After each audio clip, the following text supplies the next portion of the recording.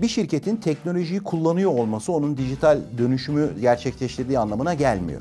İşin dijital tarafında çok büyük bir sorun yok. Bugün Türkiye'de artık yerli, yabancı çok kaliteli markalar var. En zor kısmı hep transformasyon tarafı oluyor. Yani insanın içine girdiği taraf oluyor.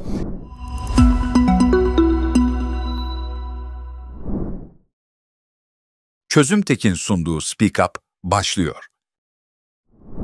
Merhaba, ben Sercan Akdemir. 20 yılı aşkın süredir değişen teknoloji dünyasının tam kalbinde yer aldım.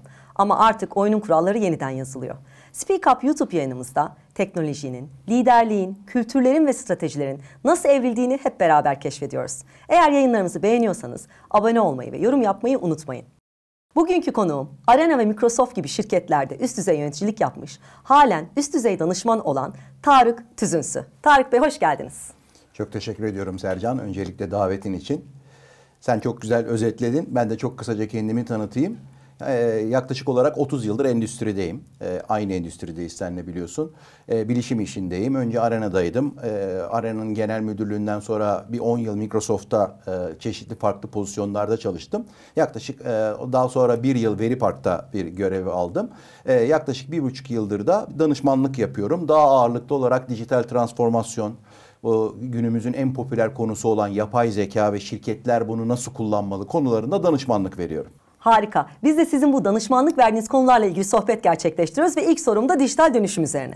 Şimdi şirketler hep dijital dönüşümden bahsediyor. Bizler üreticiler olarak, iş ortaklarımız hep beraber aslında sektörümüze bu konuda hizmet vermek istiyoruz. Fakat dijital dönüşüm deyince ne anlamalıyız? Bir şirket dijital olarak dönüştüm demesi için neleri yapması gerekir?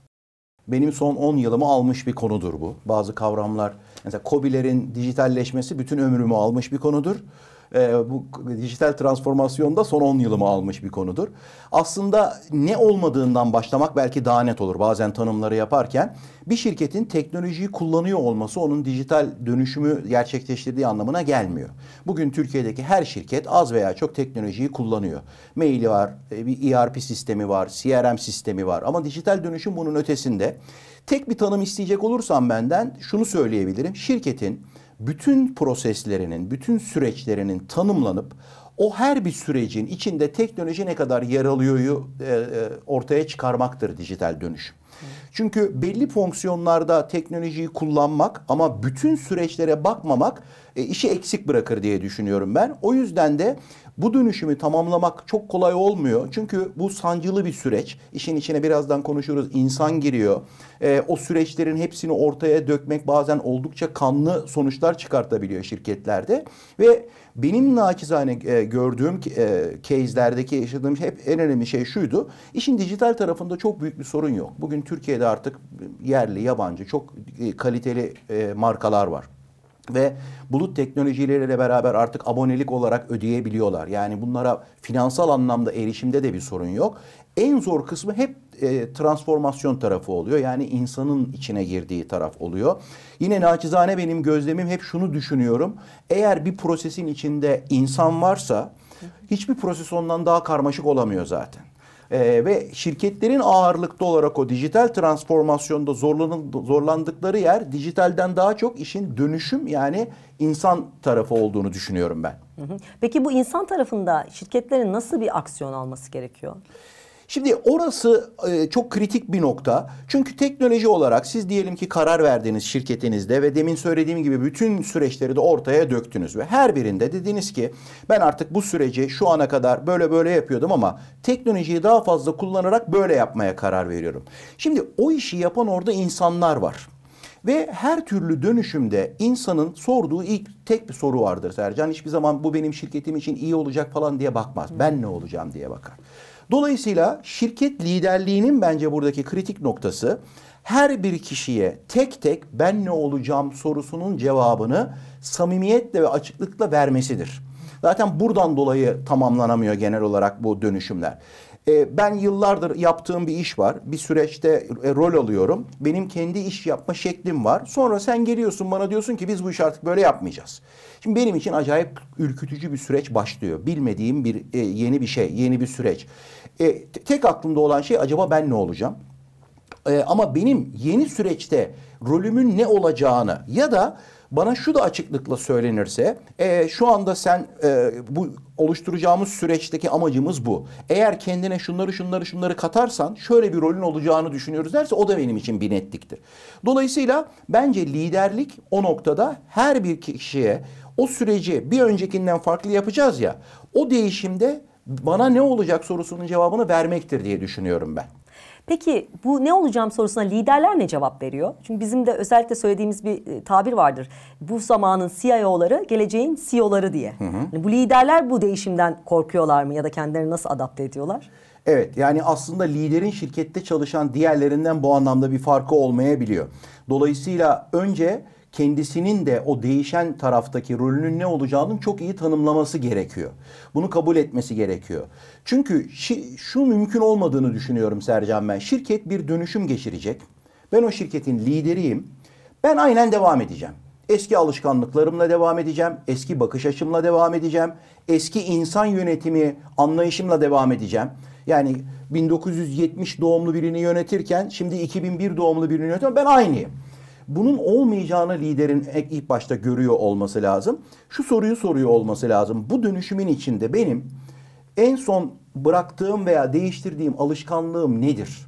Yani bu kadar zamandır liderlik yapıyorum, feedback alıyorum etrafımdan. Ben hangi alışkanlığımı değiştireceğim önümüzdeki dönemde net olarak ortaya koymasıdır. Ben şuna inanıyorum. Bu iş, kültürel dönüşüm bu işin çok önemli bir kısmı olduğu için ve kültür dönüşümü dediğimiz şey bir mesaj yönetimidir aslında. Yukarıdan aşağıya doğru iner ve o aşağıya doğru inen mesajların toplamıdır. Çünkü kültür insanların, o organizasyondaki insanların ortak davranış paternleridir diyelim çok kısaca. Olaylar karşısında ortak verilen tepkilerdir diyelim. Bunların değişmesi en başta liderin aşağıya indirdiği mesajlarla çok direkt orantılı. O da bizim Türkiye'de biliyorsun liderlerin, eskiden anne babamız için söylerdik bunu, söylediklerinden çok yaptıkları çok önemlidir. Yani ben o dönüşümü gösterebiliyorsam organizasyona, kendimdeki dönüşümü gösterebiliyorsam onlardan da talep etmem biraz daha kolay oluyor. O zaman siz dijital dönüşümde teknoloji zaten biraz yetiyor şu an, yeterli derecede var. Kültür gerekli dediniz ama onun öncesinde de liderin aslında değişmesi gerektiğini anlıyorum. Onunla beraber aslında kültür değişmeye başlıyor ve teknoloji tam anlamıyla işe yarıyor. %100 öyle. Çünkü liderin buradaki rolü çok çok kritik. Bir canlı örnek verelim günlük hayattan. Ben şirketimde bir fear culture var, bir korku kültürü var ve bu korku kültürü insanların yaptıkları hatayı söylemesine ve kurum içi inovasyona engel oluyor. Öyledir ya, korku kültürü çok yüksekse inovasyon aşağıya doğru düşer.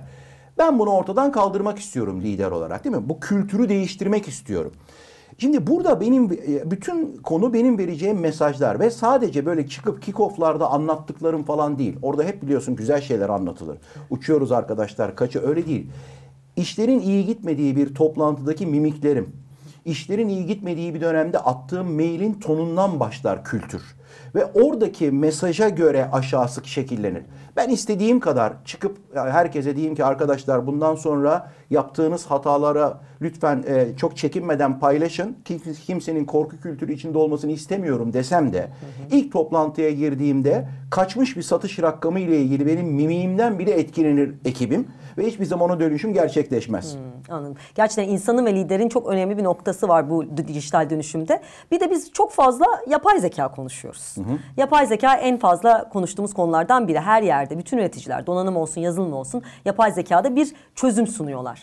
Sizce dijital dönüşümde ne kadar kritik yer tutuyor ve şirketler yapay zeka deyince ne anlıyorlar ve ne anlamalılar? Evet. Şimdi bununla ilgili böyle çeşitli analojiler ortaya çıkıyor. Ben hani yaşım itibariyle işte internet devrimini yaşadım. Daha önceki birkaç tane önemli noktayı da yaşadım. Bazı insanlar diyor ki bu internetin ortaya çıkması kadar kritik. Bazıları ise elektriğin bulunması kadar önemli ve devrimsel olduğunu düşünüyor. Ben onlardanım. Şöyle niye öyle olduğunu söyleyeyim. Hani zaten biliyoruz ama bir şeyin başında yapay varsa bunun bir orijinali vardır, değil mi? Bu bir şeyin hani kapalı çarşı tabiriyle çakmasıdır. Bunun orijinali insanın kognitif skill'leridir, kognitif becerileridir. Yani onu taklit eder yapay zeka. Öğrenme, hesap yapma, analitik düşünme. Küçük bir farkı var, sınırları yok. Şimdi ben bir yerde çıktım diyelim ki bir konuşma yapıyorum. O konuşmayı yaptığım sırada aslında herkesi görüyorum. Ama sen gelip bana desen ki ya bu salondaki görüyorsun ya şu anda. Bana kaç kadın kaç erkek var onun bir analizini çıkartalım. Yüz mimiklerine göre duygu durumlarına bakalım. Kaç tanesi şu anda çok ilgiyle dinliyor, kaç tanesi dinlemiyor desen. 100 kişilik bir toplulukta ben bunu herhalde 2 gün içinde çıkartırım. Aslında bir CCTV kamera üzerinden bunu yapan servisler var. Benim sahip olduğum görme yeteneğini taklit ediyor ama sınırları yok. Saniyeler içinde bu söylediğimi yapabiliyor. Şimdi bu sınırları yok kelimesi çok önemli. Zaten işin korkutucu tarafı da burada başlıyor. Devrimsel tarafı da burada başlıyor. O yüzden ben yapay zeka konusunun o elektriğin bulunması kadar devrimsel olduğunu söylüyorlar ya, o tarafta olanlardanım. Daha henüz şirketlere indiğini çok düşünmüyorum. Konuşuruz ama daha orada biraz daha insanların anlaması için zaman geçmesi gerekiyor diye düşünüyorum. Ama bunun dışında kalınamayacak. Hani ya dur bir bakalım izleyelim ya bu yapay zeka denen bir şey ama hemen yatırım yapsak mı falan, öyle bir şey değil bu. Yani bunun ben şimdi yazılarımda yazıyorum onu. Eskiden Yeni Türkü'nün bir şarkısı vardı. Ya içindesindir çemberin ya dışında yer alacaksın diye hep onunla bitiriyorum. Ya içinde yer alacaksın ya da tamamen dışında kalacaksın diye düşünüyorum. Yapay zekanın öyle bir konu olduğunu düşünüyorum. Herhangi bir teknolojik trende benzemiyor diye anlıyorum. Evet, %100 öyle. Çünkü demin dediğim gibi insanın bütün kognitif becerilerini sınırsız şekilde taklit ettiğini düşündüğünüz zaman ve oradaki bu eksponansiyel büyümeyi, insan zihni bunu çok rahat algılayamıyor. Biz bunu çok rahat algılayamıyoruz. Yani herhangi bir konudaki gelişimi tahmin ederken son 5 yılına bakıp önümüzdeki 5 yıl böyle olur diyoruz ama öyle olmuyor. Katlanarak büyüyor. Ve dolayısıyla o son 5 yılda gelen gelişmeyi biz önümüzdeki 5 hafta içinde görüyoruz. O yüzden ben bu noktada çok devrimsel olduğunu düşünüyorum. Şirketteki her birimin, en başta liderlerden başlamak üzere, bu konuda herkesin teknolojiyi bilmesi gerekmiyor. Bence burası önemli bir ayrıntı. Ben lojistik sektöründe bir şirketim. Benim yapay zeka uzmanı olmam gerekmiyor bir lider olarak. Ama bu konuda merak duygusu olmayan bir lider olamam. Böyle bir profil artık yok ve olmamalı. Yani bilmem gerekmiyor ama bunu soruşturan, ya bu nedir ya? Benim işime bunun nasıl bir katkısı olabilir? Duygusu olmadığı anda bence şirket açısından çok iyi sinyaller değil diye düşünüyorum. Çok önemli bir şey söylediniz. Ben de liderlikle ilgili de soru sormak istiyordum size. Tabii. Çünkü son 30 yıldır hep liderlik görevlerinde yer aldınız ve liderlik biçiminiz de buna göre şekillendi ya da şekillenmediyse onu da öğreneyim. Yeni dönemde ama yeni lider yapısında ne olması gerekiyor? Bu kadar yapay zeka diyoruz, dijital dönüşüm diyoruz. Nasıl kendilerini konumlandırmalı liderler ya da lider adayları? Evet. Liderin her şeyi bilmesi mümkün değil. Hiçbir zaman da bu mümkün olmadı. Bence kuvvetli bir merak duygusu şunu sağlıyor. İşi çok iyi bilen insanlarla çalışma isteği oturtuyor.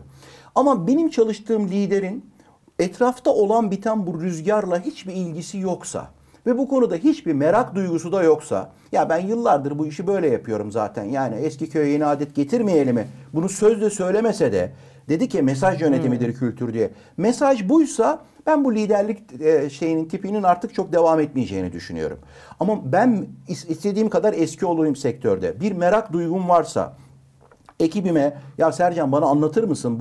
Sen bu konuda uzmansın. Yapay zeka ve biz bunu nasıl uygulayabiliriz bu işte noktası olduğu zaman zaten lider kendi içinde de o dönüşümü sağlayacaktır diye düşünüyorum.